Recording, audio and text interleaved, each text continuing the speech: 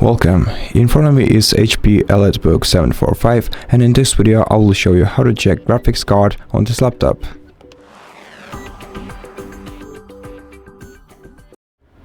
To do it, you have to open Start, go to Settings, select System, then scroll down to the About section. Open it, and here you'll find the information about your graphics card, like the name of it and the amount of video memory.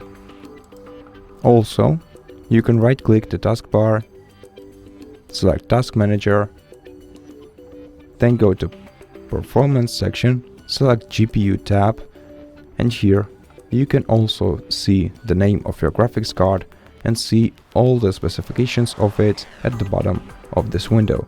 You can also check the real-time resource usage monitors right here. And that's it. Thank you for watching this video.